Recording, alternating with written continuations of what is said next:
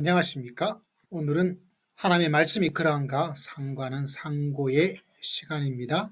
오늘 상고할 주제는 누가복음 16장에 나타나고 있는 우리가 잘 알고 있는 불의한 청지기에 대한 이야기를 상고를 해보고자 합니다. 마침 요사이 이 불의한 청지기에 대한 비유에 대한 하나님의 말씀에 대한 설교가 여러 목사님들이 언급을 했는데 그것을 한 분 한 분씩 한번 연구해 보면 좋겠다라는 생각이 들어서 불의한 청지기 처음에 1번 김동호 목사님의 날마다 기막힌 새벽에 나오는 불의한 청지기에 대한 하나님의 말씀을 한번 상고를 하고자 합니다. 불의한 청지기 어렵죠. 왜냐하면 불의한 재물을 가지고 사람들에게 나눠주고 이런 모습 때문에, 그런데 불의한데 우리를 헷갈리게 하는 것이 예수님께서 그 불의한 청지기를 칭찬을 하고 있다는 거죠. 그래서 불의한 청지기를 칭찬하고 있기 때문에 이게 뭐지? 라는 생각을 가지지 않을 수가 없어요. 그렇지 않겠습니까, 여러분? 꾸지람을 하셔야 되는데 도리어 칭찬을 하고 있으니까 어렵죠. 그렇지만은 요사이 불의한 청지기에 대한 설교자 목사님들의 강론이 많은 도전을, 감동을 주고 있는 것을 볼 수가 있어요. 핵심의 메시지는 이것으로 김동호 목사님은 이야기하고 있습니다. 화면에 보고 있는 것처럼 돈보다 귀한 것. 여러분, 자본주의 시대에 돈이 최고죠. 최고인 돈보다 더 중요한 게 뭐가 있을까요? 어쩌면 불의한 청지기 이 이야기는 자본주의를 살아가는 우리들에게 가장 필요한 말씀이 아닐까라는 생각을 개인적으로 하게 됩니다. 자, 김동호 목사님께서는 이 불의한 청지기의 핵심을 이렇게 표현하셨어요. 돈이 최고다. 그게 아니라 돈보다 귀한 것이 있는 줄. 이 불의한 청지기가 자기의 돈을 가지고 다 감해 주었죠. 요사이 말로 하면 이게 배임인가요? 횡령인가요? 이 둘 차이를 잘 모르겠는데 어쨌거나 배임이고 횡령 이렇게 해봅시다. 그러고 나서 사람을 얻게 되죠.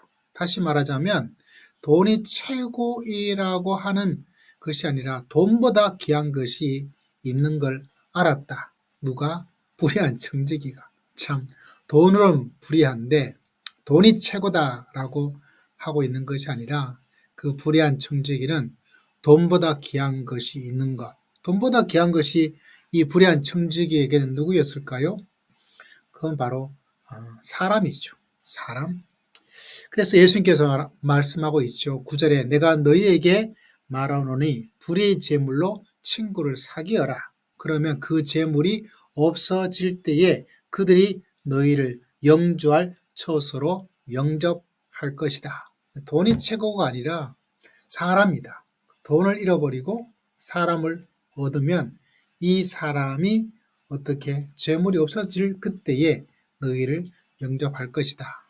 그러면서 김동호 목사님께서 돈보다 귀한 것이 있는 줄 불의한 청지기가 알았다. 이렇게 설명을 하고 있습니다.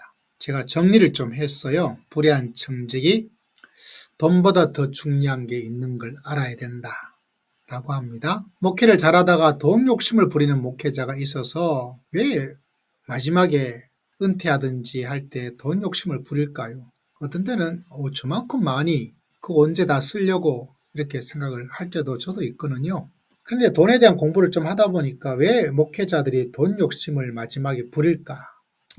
없는 사람은 그만한 돈이 있어야 되기 때문에 라는 어떤 일도 가능하고요. 많이 회자가 되는 분들은 흔히 말해서 대형교회 목회자들이 어마어마한 돈, 이게 문제가 될 때가 많이 있죠. 왜 그럴까? 실제로 자본주의 시대다 보니까 돈으로 자기의 능력을 인정받는 것이 여러분 있지 않습니까? 내가 그만한 가치가 그것밖에 안 돼? 내 연봉이 얼마인데? 오, 돈 많이 받는구나. 당신의 실력이 그만큼, 당신의 가치가, 다시 말하자면 보이는 돈이 보이지 않는 사람의 가치, 이것과 연관이 돼버리는 시대를 살고 있는 것 맞나요, 여러분? 그러다 보니까 목회자 되시는 분들이 내가 이만큼 했는데 그걸 나한테 인정을 해 줘야 되지 않느냐? 내가 요밖에 인정 못 받는 거야? 라는 마음의 인정 욕구, 존경 욕구를 돈으로 계산하는 시대가 돼버렸어요. 제가 파악하기로는 심리적으로 좀 정서적으로는 그런 문제가 같이 연관되고 있는 것을 볼 수가 있습니다. 그래서 여러분이 어느 교회에 계시든지 모르지만 목회자들이 이런 돈 욕심을 부리지 않도록 하기 위해서 생활에 어느 정도 필요한 것들, 여러분도 그렇고 목회자도 그렇겠죠. 과도한 어떤 것들은 내가 이만큼 했으니까 내가 이만큼 받아야 되는 거 당연한 거 아니냐? 보상 욕구, 인정 욕구, 존경 욕구. 이게 상처가 나면 목회자는 굉장히 위험하거든요. 인정을 받지 못한다. 목회자들 세상 권세 누리려고 하는 분들이 있긴 있겠지만 많지 않고 대부분 그렇지 않잖아요. 제가 아는 범위 내에서는 그렇습니다. 근데 그런 가운데서 인정과 존경을 원하는 만큼 충분히 성도들에게 받지를 못하면 이게 사람이 아주 망가져요. 어떻게 생각하십니까? 돈의 심리학에도 보니까 그런 말을 했더라고요. 돈으로 존경을 살 수는 없다. 그런데 그 말을 뒤집어 보면 사람은 돈을 가지고 존경과 연관되는 어떤 것을 하는구나라는 것을 보게 되는 거죠. 자, 약간 객길로 갔습니다. 목사님께서 말씀하고 있어요. 돈을 챙겼는데 사람을 잃어버리는 경우가 있다. 목회자도 존경을 잃어버리고 꼭 기억해야 될 것이 이 자본주의 시대에는 돈과 존경은 꼭 그렇지는 않지만 반비례할 때가 참 많이 있습니다. 부자는 부러움을 받을 수 있지만 존경은 그건 아니에요. 그건 아니라고 이야기를 하더라고요. 학자들이. 그래서 이런 말씀합니다. 돈이 1번 되고 사람이 2번 되고 하나님이 3번 되고 이거 아니다. 돈보다 사람, 사람보다 하나님. 이렇게 이야기를 하고 있습니다. 참 좋은 문장이 있었어요. 여러분 이건 꼭 기억했으면 참 좋을 것 같아요. 돈을 잃고 사람 얻으면 조금 잃는 것이래. 조금. 사람 잃고 돈을 얻으면 많이 잃는 것이다. 하나님을 잃고 돈을 얻으면 최고로 많이 잃는 것. 실제로는 다 잃는 것이죠. 마지막에는 하나님을 잃어버리고 돈을 얻으면 뭐 하겠어요. 이런 말씀이 참 좋아요. 하나님을 붙잡은 사람은 돈을 잃어도 사람을 잃어도 살 수가 있다라고 이야기를 하고 있는 거죠. 그러면서 우리에게 좋은 교훈을 이렇게 내주어서 하나님 붙잡고 믿음의 길을 걸어가자. 참 귀하게 말씀을 잘 전해주어서 몇 번을 들었는데도 참 마음에 은혜가 되고 도전됩니다. 예수님도 마지막에 이런 말씀하셨어요. 누가복음 16장 13절에 너희는 하나님과 재물을 겸하여 섬길 수가 없다. 좀 아쉬움이 있다면 김동호 목사님 어떤 말씀의 통찰력이 참 특별하시다라고 생각될 때가 많이 있는데 성경 텍스트 자체의 전후적인 문맥에 대한 흐름을 좀 성경 본문 자체를 드러내는 본인의 통찰력은 참 좋은 탁월하죠. 성경 텍스트에 대한 어떤 것을 밝혀내는 데는 글쎄요, 제 관점에서는 조금 아쉬움을 좀 가지고 있어요.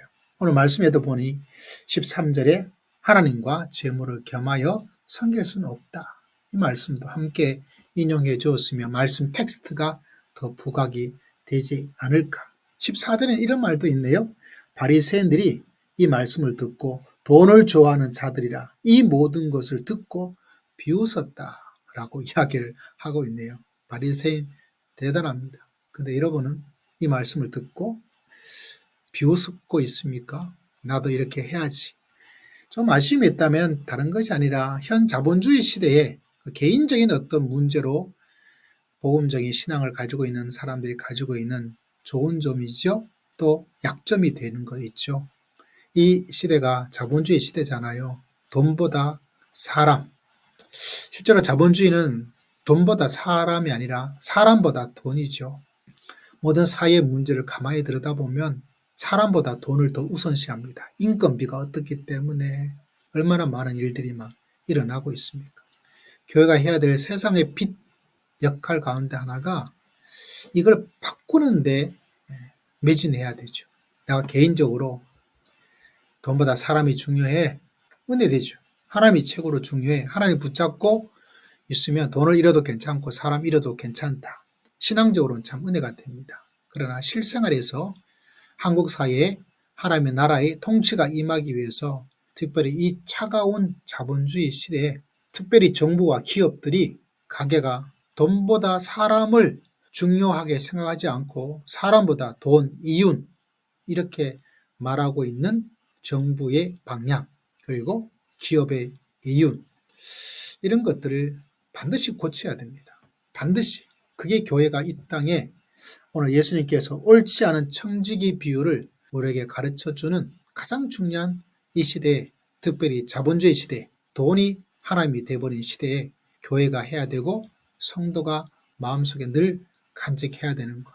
이걸 법으로 문화적으로 바꾸는 것이 정말 이 나라의 한국 교회가 한국 성도님들이 꼭 해야 될 가장 중요한 일이 아닐까. 저는 그렇게 말씀을 상고합니다. 그러면서 약간의 아쉬움들, 첫 번째는 본문 자체의 드러남이 더 드러날 수 있도록 아쉬움이죠. 그리고 개인적인 어떤 신앙적인 차원을 뛰어넘어서 사회적인, 공공적인 부분에까지 말씀의 적용이 일어났으면 더 좋겠다라는 생각을 개인적으로 합니다. 참 돈이 참 어마어마한 좋은 일도 있고 안타까운 일도 있죠. 불의한 청지기 비유를 상고해 보았습니다. 우리 삶 속에 불의한 청지기의 지혜를 가지고 인생을 살고 신앙생활하고 불의한 청지기 그 지혜처럼 돈보다 사람을 그리고 돈보다 하나님을 더 중요하게 여길 수 있는 그런 신앙, 그런 사회, 그런 민족을, 그런 문화를 만들어 가야 되겠습니다.